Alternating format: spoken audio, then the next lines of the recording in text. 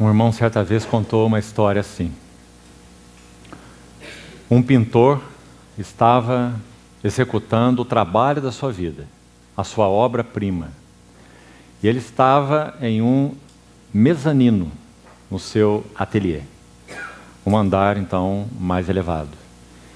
E à medida que ele ia concluindo a sua obra, o seu assistente estava ao lado. E o pintor, concluindo esse trabalho magnífico, terminou de pintar o seu quadro, levantou da banqueta de onde estava sentado e foi dando passos para trás, para contemplar mais panoramicamente a beleza da obra da sua vida, sua obra-prima. E quando esse pintor deu alguns passos para trás, o seu assistente pegou uma lata de tinta e jogou no quadro. Então o pintor parou imediatamente assustado e disse a ele: o que você fez? Você destruiu a obra-prima da minha vida. E ele disse: eu destruí a sua obra-prima para que você não fosse destruído. E quando então ele olha para trás, ele estava a um passo mais de cair do seu mezanino. A obra de Deus na vida de Jó, atuando sobre essa obra-prima chamada Jó, o maior de todos os do Oriente, um homem íntegro e reto, temente a Deus e que se desviava do mal, recebeu por 2 vezes o testemunho de Deus da sua integridade. Deus vai atuar na soberba de Jó, nessa obra-prima, despojando das suas virtudes. Podemos dizer que Deus destruiu as obras de Jó. Seus filhos foram-se embora, sua glória foi-se embora, sua dignidade e honra foram-se embora, e Jó foi para um monte de lixo. E assim Deus abateu nele o soberbo. Por qual propósito? Capítulo 42, o fechamento do livro. Mas nós então ainda não estamos nele. Nós estamos no capítulo 41, que são 34 versículos sobre o Leviatã, o segundo irmão de Jó, o crocodilo. Veja o que então Deus diz sobre esse poderoso Leviatã. Verso 1. Podes tu,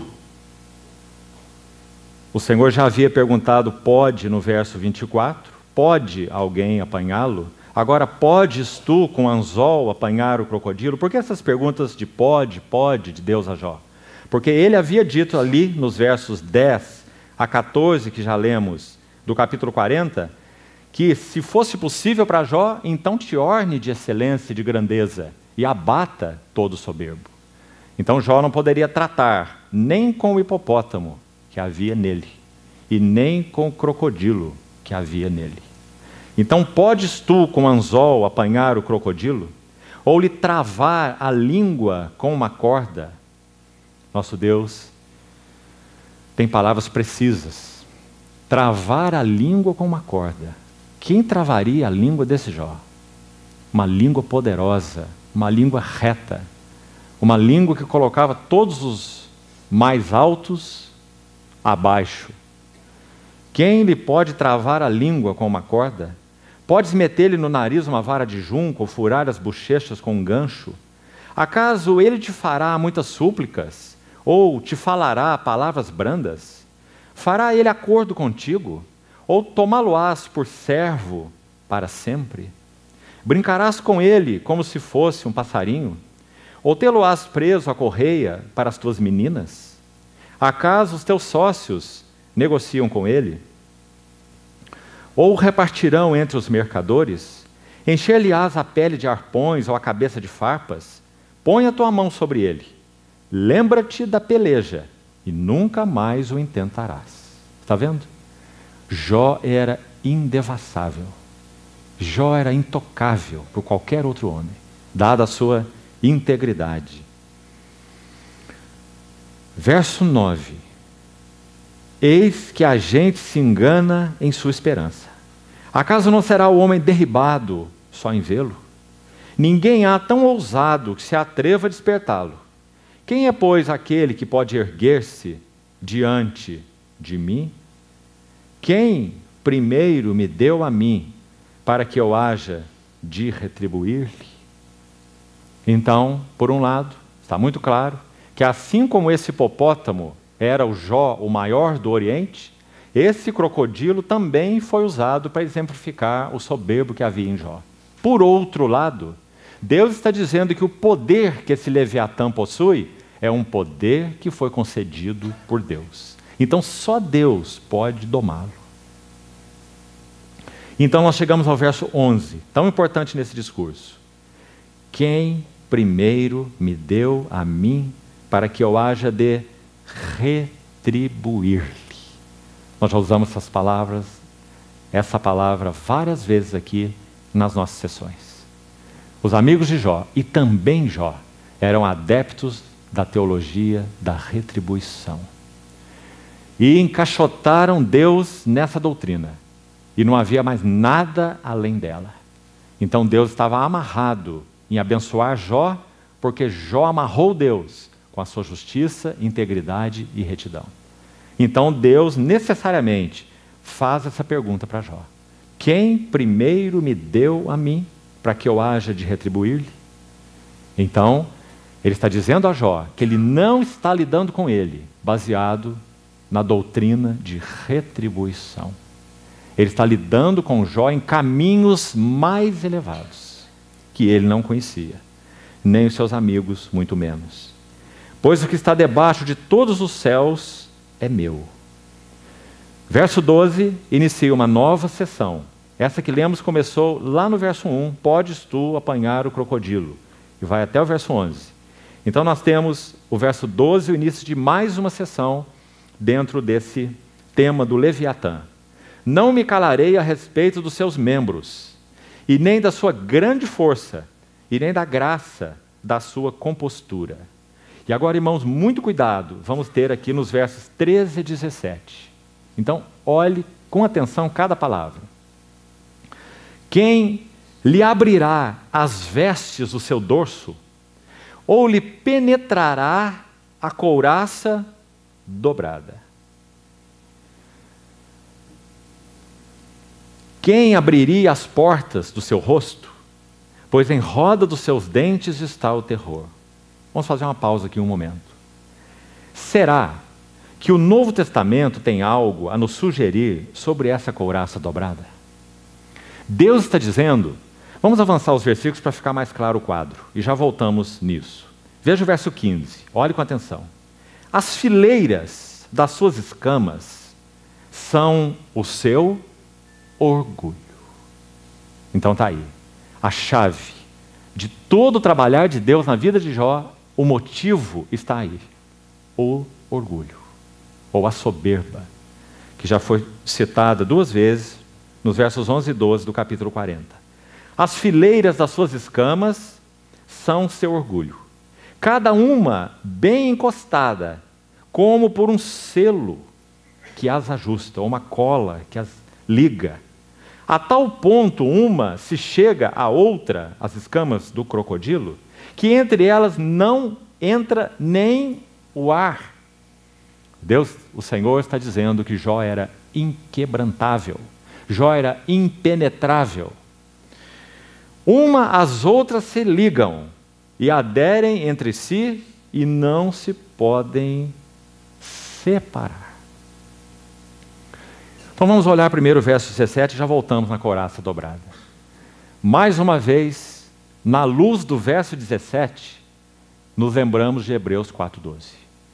Se essas escamas são tão justapostas, seladas, e ninguém as pode separar, há alguém que pode penetrar essa couraça e separar essas escamas.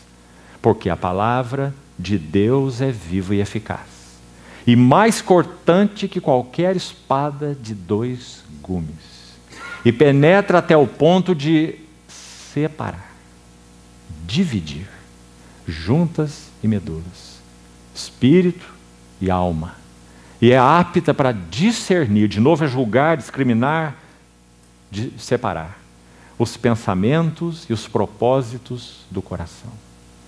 E os 2 redemoinhos de Deus foram planejados para Jó ouvir a palavra de Deus.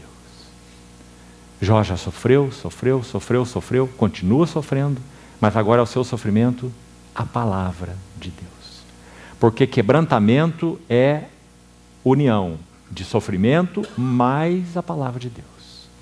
Só sofrimento não nos quebrantaria. Só a palavra de Deus não bastaria. Porque nossos ouvidos, não por causa da eficácia da palavra, mas por causa de nossos ouvidos surdos. Então Deus usa o sofrimento e pela aflição, Eliú diz para Jó, lhe abre os ouvidos, para que ele receba a instrução. Então, voltemos ao verso 13, a couraça dobrada. Irmãos, é claro que isso é uma figura. Deus está usando o animal, suas características, ele quer falar algo com Jó. Então o que nós vamos fazer, nos parece coerente com a luz do Novo Testamento. O que poderiam ser, na nossa experiência, uma carcaça dupla? O que será que Deus tem a penetrar em nós com sua palavra e com o sofrimento que signifiquem carcaça dupla, couraça dobrada? Sabe, irmãos, que há sim muita clareza no Novo Testamento sobre esses 2 elementos? Primeiro, Romanos 7,5. Romanos 7,5, Paulo diz assim: porque as paixões pecaminosas, quando vivíamos na carne, as paixões pecaminosas, postas em realce pela lei, e assim ele continua o versículo. Então, primeira coisa, na nossa carne nós temos paixões e prazeres. Esse é o primeiro item, primeira camada da carcaça. Essa carcaça, enfim, é o que nos tornamos quando caímos. Deus não criou o velho homem, Deus criou o homem. Quando o homem cai, o pecado penetra na alma do homem. Como a Bíblia chama essa junção? Pecado na alma. A Bíblia tem um nome para isso: carne. Esse é o nome da Bíblia. Ou velho homem. Se você estudar Romanos 6 e os textos, Romanos 7, muitos outros textos que Paulo fala sobre a carne, você não vai conseguir encontrar distinção entre velho homem e carne. Eles são a mesma coisa.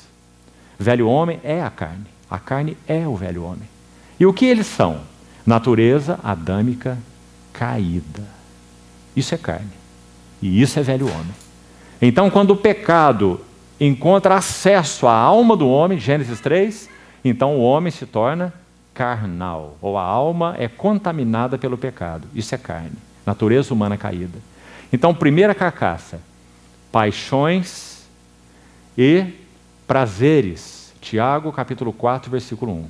De onde procedem as guerras e contendas que há entre vós? Senão dos prazeres que militam na vossa carne.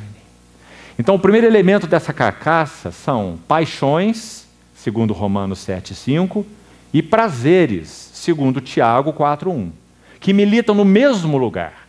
Na mesma carne militam paixões, ou cobiças, a mesma coisa, e na mesma carne militam prazeres. Então, Tiago vai dizer, vocês pedem e nada obtêm, porque pedem para esbanjar nos vossos próprios prazeres. Hedonê é a palavra lá, de onde vem a nossa palavra hedonismo. Significa culto aos prazeres. Então, na carne habitam cobiças ou paixões, Romanos 7,5, e prazeres, Tiago 4,1. Essa é a primeira camada da carcaça. Quem pode penetrar essa carcaça e nos salvar de uma vida de paixões e cobiças e nos salvar de uma vida de prazeres que militam em nossa carne? Mas também, de novo, segundo a luz do Novo Testamento, há uma segunda camada. E, irmãos, é nessa ordem. Se Deus não alcança caminho para penetrar a primeira camada, impossível atingir a segunda. A segunda é mais profunda. A segunda camada é a vida independente da alma. Essa é a segunda camada. De tal forma que nós podemos alcançar algum progresso em termos de trato de Deus sobre a camada externa. Cobiças e paixões da carne e prazeres da carne. E isso, por um lado, vai nos apresentar um risco. Nós podemos olhar para nós e achar que nós somos muito bons. Os pecados do passado passaram. Aquelas cobiças que nos dominaram não dominam mais. Aqueles prazeres que antes eram prazeres que nós não conseguimos deixá-los, agora já não têm esse efeito sobre nossas vidas. Mas nós nos esquecemos. A couraça é dobrada. Deus precisa penetrar também a vida independente da alma. Agora, o que isso significa? Quando o homem caiu, a proposta do Éden foi: sereis como Deus, conhecedores do bem e do mal. Essa é só uma outra maneira de dizer: vocês não precisam de Deus. Vivam por vocês mesmos. Vivam por sua suficiência. Vivam por seus recursos. Vivam pela sua própria cabeça. Vocês não precisam de um cabeça. Sereis como Deus, conhecedores.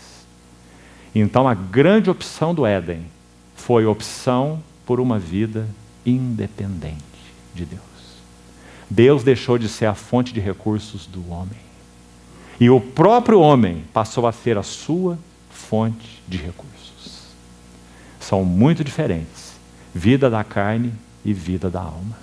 Agora, como podemos ser ajudados com algum texto? Há muitos textos sobre a questão do trato de Deus com a vida da alma. O que Deus quer obter, como Ele trata essa segunda carcaça. Escute 2 Coríntios 5,14.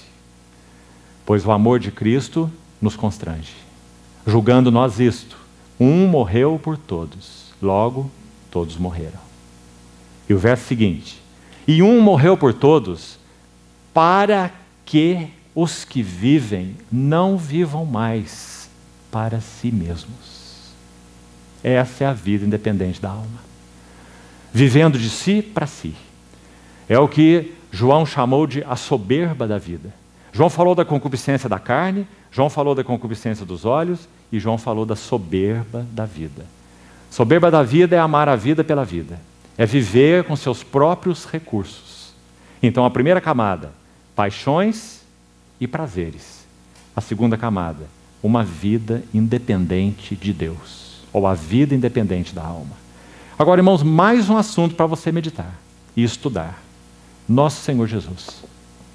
Nosso Senhor Jesus não tinha a camada de paixões, cobiças e prazeres. Carne. Nosso Senhor é sem pecado. Mas o nosso Senhor tinha alma. E alma tem mente, tem sentimentos, tem desejos. Qual foi a opção do nosso Senhor Jesus? Eu desci do céu, não para fazer a minha vontade. Isso é vida da sua alma. Ele tem alma e tem vida da alma. O que o Senhor faz com a sua vida da alma, a alma e sua vida da alma? Ele alinha determinada e voluntariamente a sua vida da alma à vontade de Deus. E como nós já falamos, nós chegamos à batalha final do Getsemane, nosso Senhor. O que acontece no Getsemane? Mais um exemplo. Pai, se possível for, passa de mim este cálice, porque nosso Senhor abomina a separação de seu Pai. Tudo que ele tem é a face de seu Pai. Ele pode suportar a traição de Judas, a negação de Pedro, o abandono de todos, mas ele não pode suportar a perda da face do seu Pai. Então, meu Pai, se possível for, passa de mim esse cálice. Mas ele desceu do céu não para fazer sua vontade. Não beberei eu o cálice que o meu Pai me deu? Então, porém, faça-se a tua vontade e não a minha. Nosso Senhor está colocando a sua vida da alma debaixo da condução, do alinhamento com a vontade eterna de Deus. Então, nosso Senhor Jesus negou ter uma vida independente de sua alma? Sim. Ele fez a sua opção. Ninguém tira a minha vida. Eu voluntariamente a entrego, a dou. Então, amados irmãos, essa camada é mais profunda. Podemos ser, de certa forma, tratados nas paixões, cobiças e prazeres. Mas a vida da alma, a vida independente da alma, é algo mais profundo. É o viver para nós mesmos.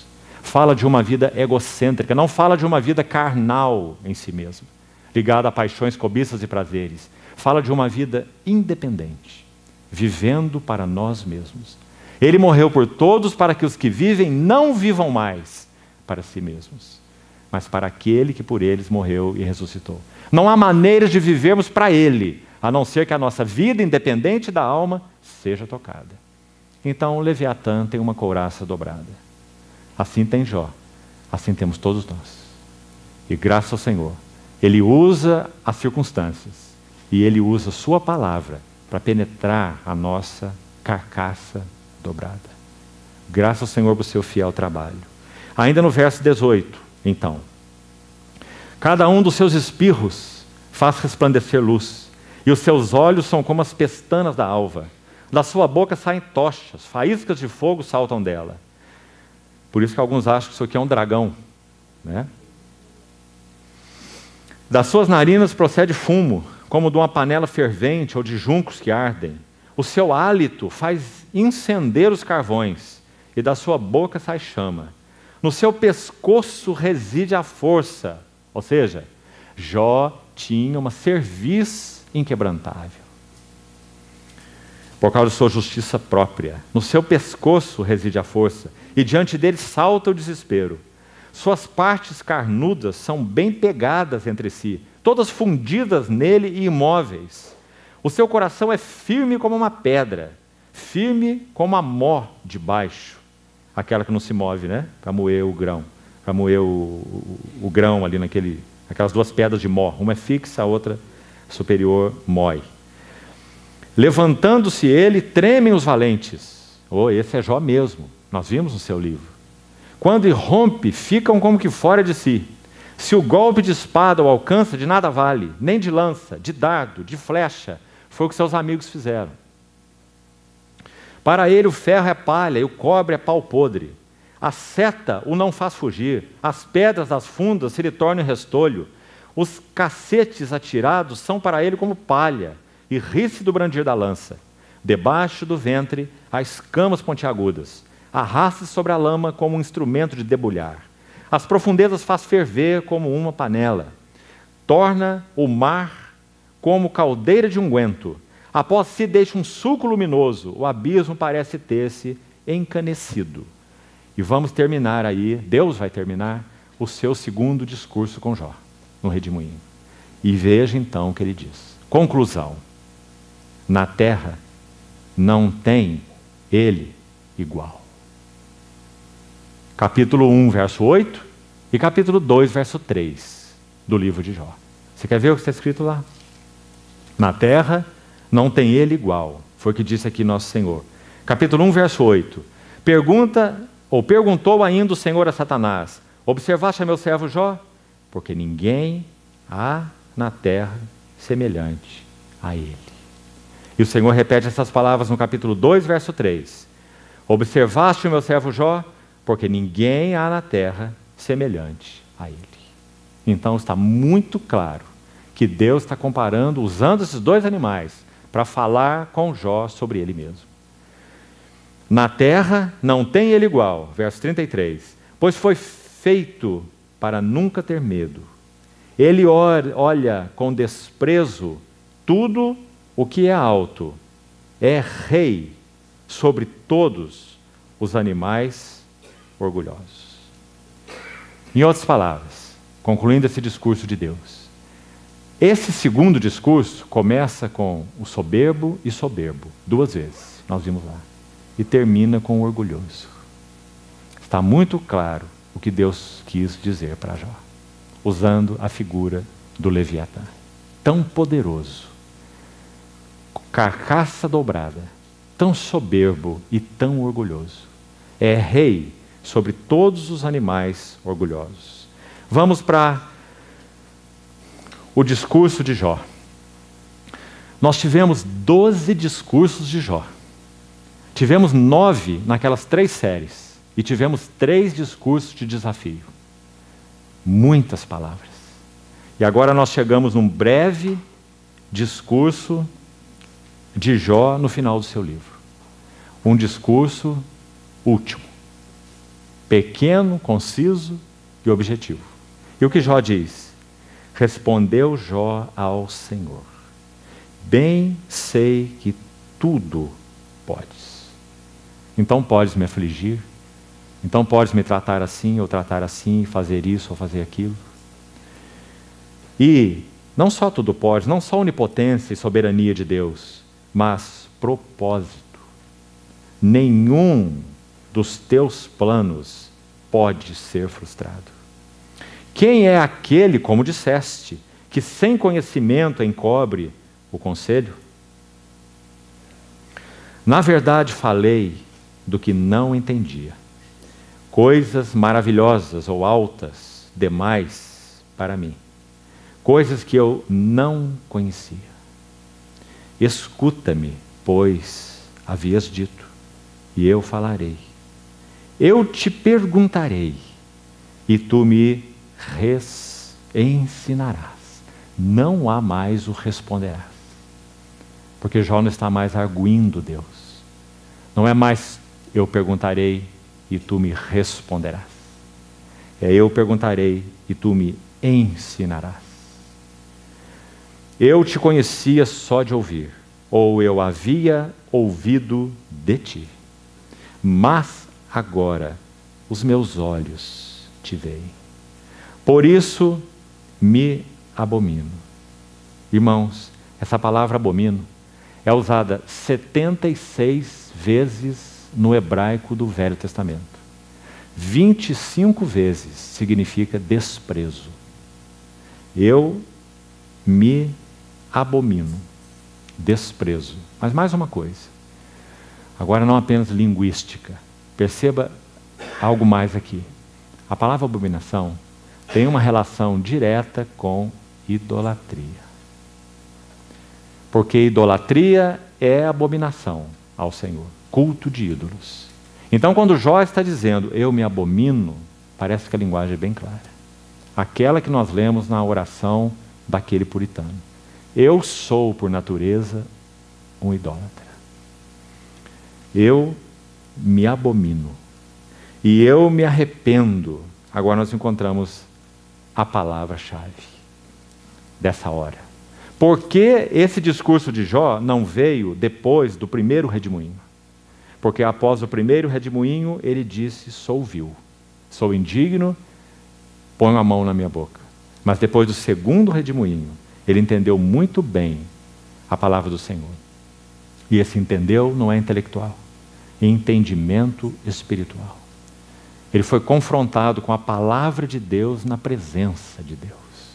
Irmãos, mesmo a palavra de Deus seria insuficiente para produzir em nós o que Deus a designou para produzir, se a sua palavra não nos conduzisse a Ele próprio. Então Jó não apenas recebeu uma instrução sobre o Leviatã, e entendeu claramente que Deus estava usando o Leviatã para falar dele, que ele era o orgulhoso, que ele era aquele que tinha a carcaça dobrada. Mas mais que isso, a palavra de Deus trouxe Jó à presença de Deus. E diante da presença de Deus é só isso que ele tem a dizer. Antes eu ouvia de ti, mas agora meus olhos te veem. Jó não apenas ouviu uma palavra que penetrou seu coração, Jó viu a pessoa de seu Redentor. Eu sei que o meu Redentor vive, e por fim se levantará sobre a terra. Assim como nosso Senhor antecipou a expectativa de Marta, porque Ele é a ressurreição e a vida, e o mesmo ontem, hoje e para sempre, também aqui Deus antecipou a expectativa de Jó. Jó não ia vê-lo quando sua carne fosse revestida de pele, e num dia futuro, que o seu Redentor, porque o seu Redentor vive. Jó iria vê-lo ainda no monte de lixo, com seu corpo ferido, na mesma condição externa, mas agora os meus olhos viram o Rei, na linguagem de Isaías. Então a palavra de Deus conduziu Jó à presença de Deus.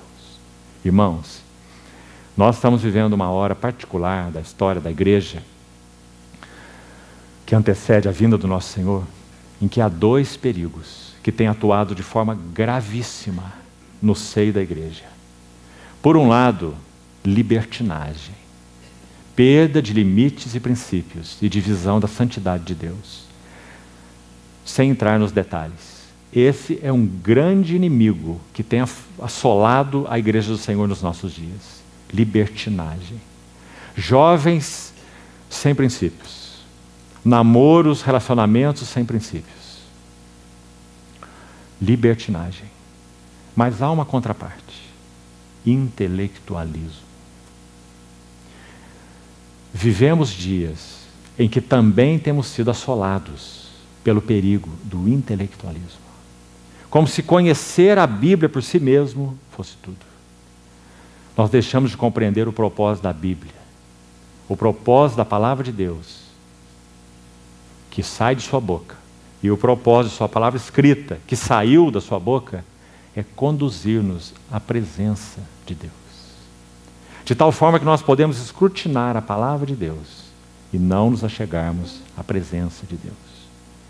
Houve um teólogo dentre esses chamados liberais, viveu na mesma época. E ele era um professor erudito de teologia.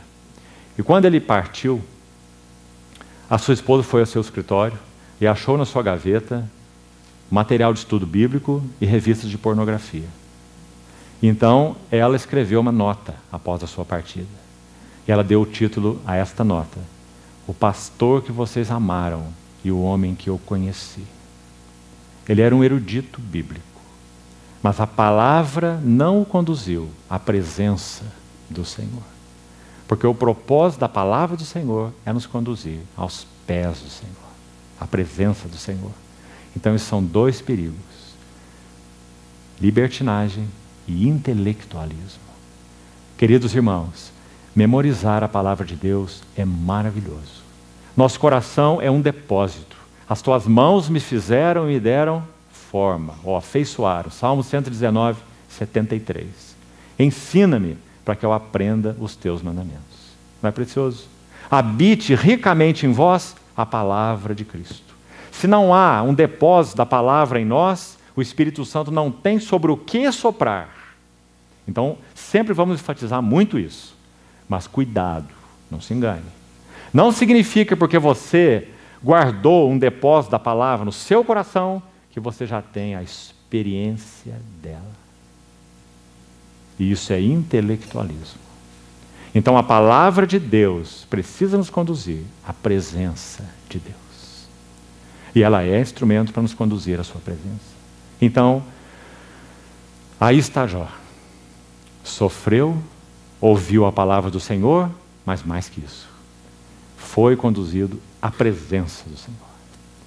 E agora não é mais eu sou indigno. Agora é eu sou nada. Eu me abomino. Eu me arrependo no pó, na cinza. Isso significa eu sou nada. E ele não precisa ser nada, porque agora para ele o seu Senhor é tudo. Meus olhos te veem. Qual foi a promessa do Senhor em Mateus 5,8? Bem-aventurados os limpos de coração, porque eles verão a Deus. Por isso o trabalho da cruz em nós, nos limpando das impurezas. Então, finalmente, o último passo, pela misericórdia, graça do Senhor. Versos 7 a 17. Apenas um resumo para concluirmos. É o segundo lado da moldura do quadro. Então nós já vimos um prólogo de 2 capítulos, agora um epílogo de 11 versos, 7 a 17, fazendo a narrativa de enquadramento. Então terminou a poesia no verso 6. E que poesia! A poesia termina com Jó vendo aquele que ele achou que veria só num tempo futuro, seu Redentor. Aquele que ele mostrou aspiração de vê-lo. Meus olhos e não outros o verão. De saudades me desfalece o coração dentro de mim. São palavras maravilhosas, mas estavam mescladas com muito de soberba, orgulho e justiça própria. Então o depurador fiel trabalha sobre Jó para que essa aspiração seja pura. E quando essa aspiração se tornou pura, Jó foi recompensado. Ele viu o seu Senhor. Agora meus olhos te veem. Então, o verso 7 a 17, prosa novamente. Uma narrativa em prosa, a poesia terminou. E o que acontece aqui, em resumo? 3 coisas. Primeiro, nos versos 7 a 9, Jó, primeiro, o Senhor falou essas palavras a Jó, verso 7, e chamou os seus amigos. O Senhor mesmo. O Senhor chamou Elifaz, Bildade e Zofar. E disse a Elifaz, o temanita: a minha ira se acendeu contra ti e contra os teus 2 amigos. Porque não disseste de mim o que era reto, e aqui é uma frase intrigante, como o meu servo Jó. Como pode? Jó chegou a acusar Deus para se justificar. O que Deus quer dizer com isso? Amados irmãos, graças ao Senhor. Quando Jó disse, versos 5 e 6,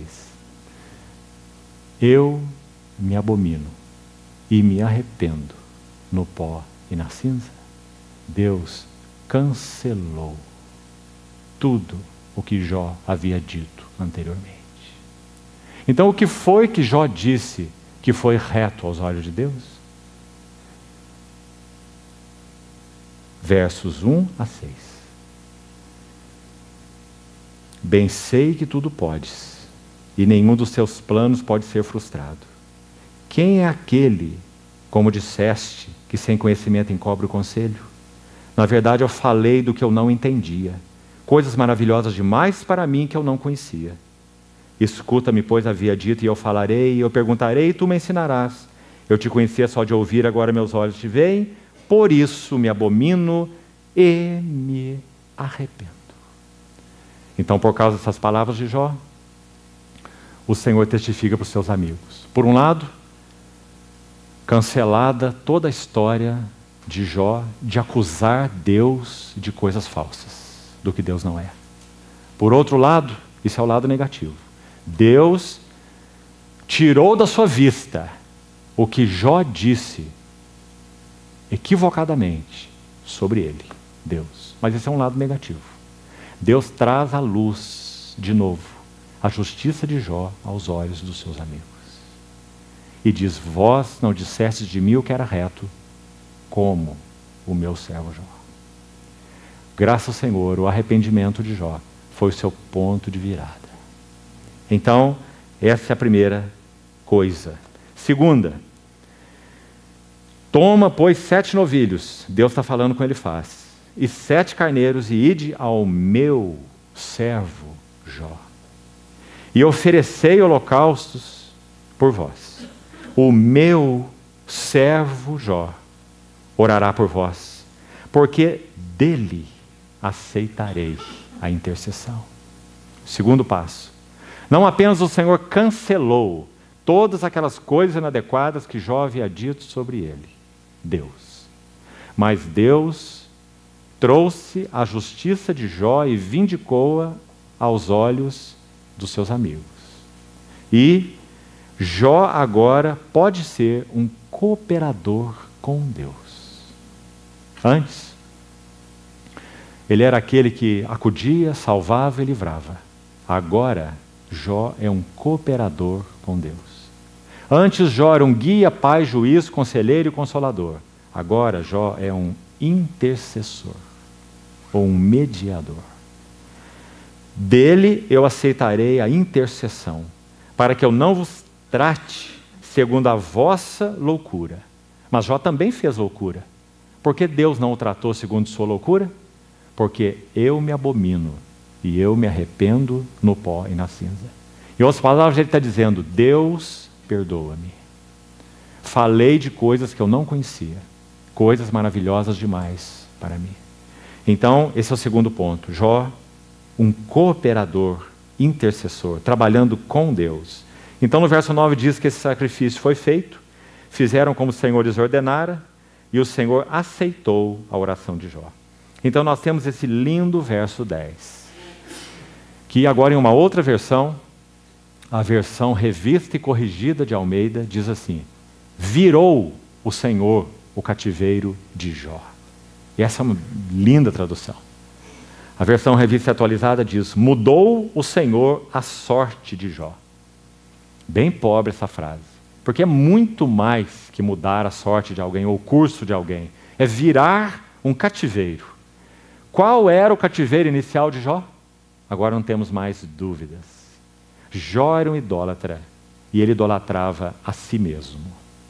Então Deus virou o cativeiro de Jó, de cativo de si mesmo, da sua integridade, justiça e beleza, para cativo do Senhor. Virou o Senhor o cativeiro de Jó. Quando orava pelos seus amigos. Queridos irmãos, mais um teste. Jó está exatamente no mesmo estado exterior. Pense nisso. Porque se formos desavisados, nós lemos esse texto achando que a situação de Jó mudou.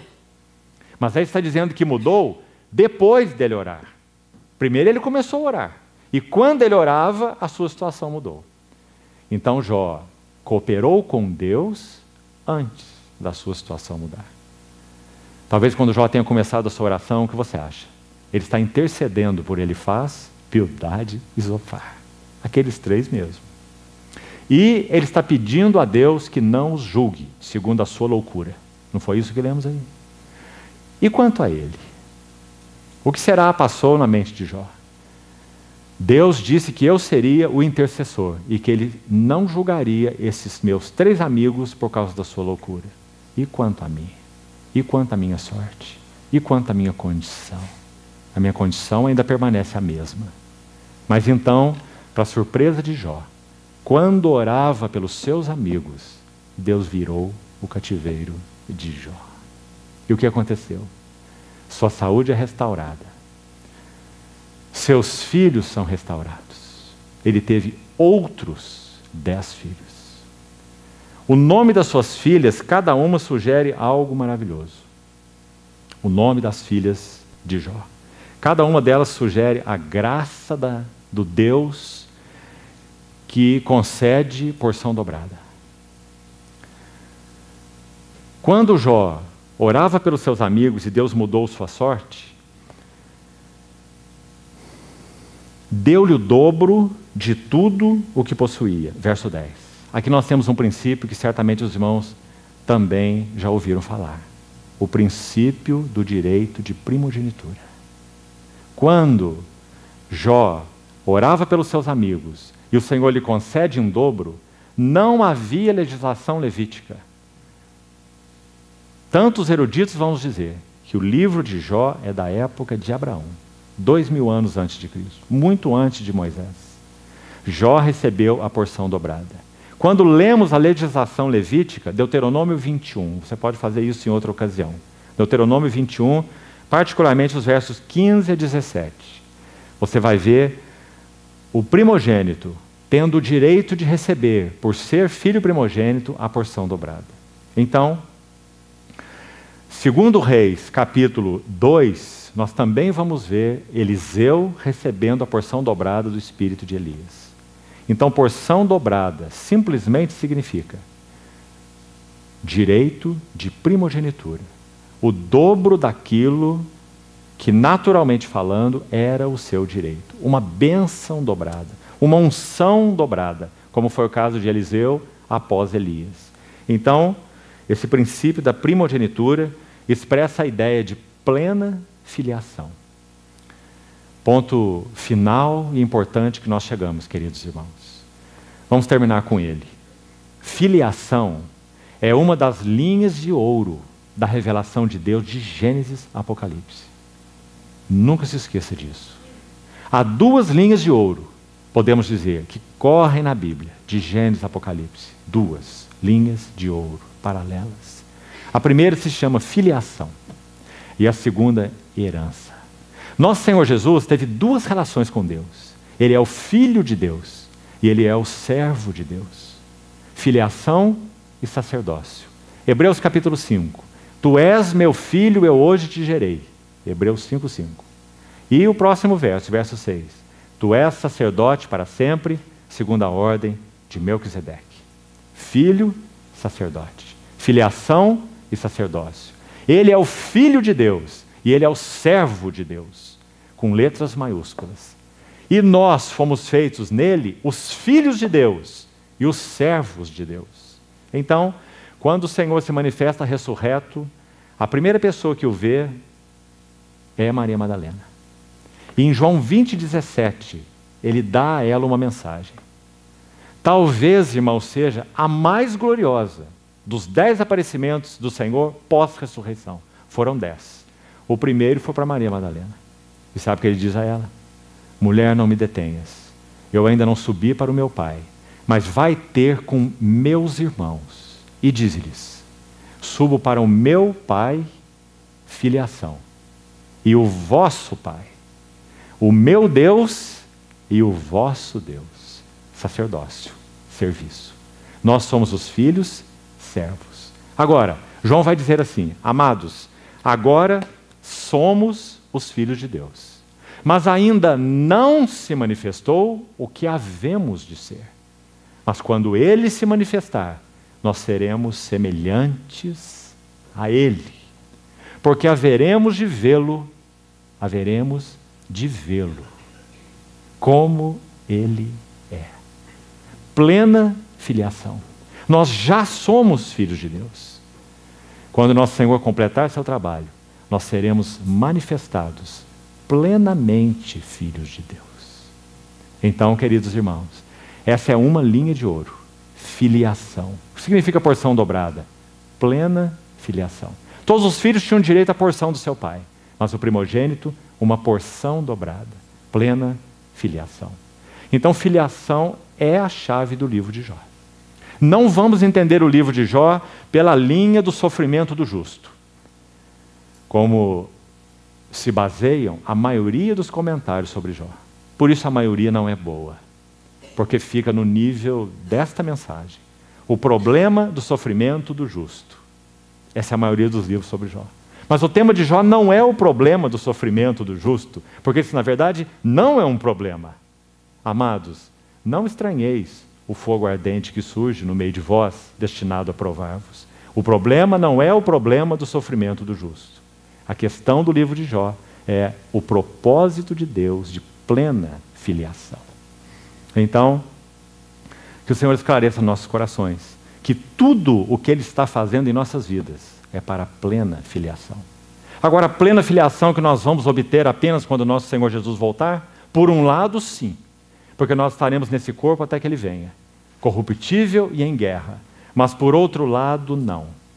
Nós fomos chamados para experimentar realidade espiritual de filhos maduros agora, antes que o Senhor venha. O anelo do coração do Senhor é uma igreja madura. Que nós possamos avançar de glória em glória, contemplando a glória do Senhor. Esse é o caminho da filiação.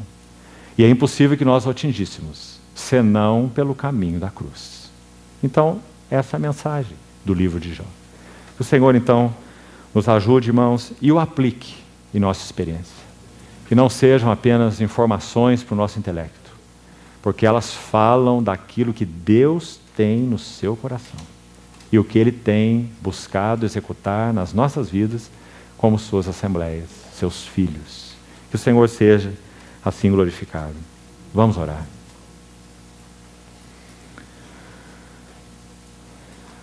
Senhor, querido Pai, Te agradecemos de todo o nosso coração, porque o Senhor concebeu no Teu coração esse propósito. Ninguém te compungiu a isso. O Senhor é livre e soberano. Mas muito obrigado, porque o Senhor nos incluiu em Teu propósito de amor. Não conhecemos todo o plano Teu, mas a Ti nós conhecemos. Moldas o vaso sabiamente, e sabiamente o quebras. Teu é o entender e nosso é o confiar. Senhor, glorifica o Teu nome em nossas vidas. E livra-nos, te pedimos, de descaminhos. Mantém-nos alinhados com esse Teu propósito eterno. Forma Cristo em nós. Também queremos com nossos olhos Te ver com mais clareza, Te amar com mais ternura e Te seguir mais de perto. Assim te pedimos, em Teu nome. Amém.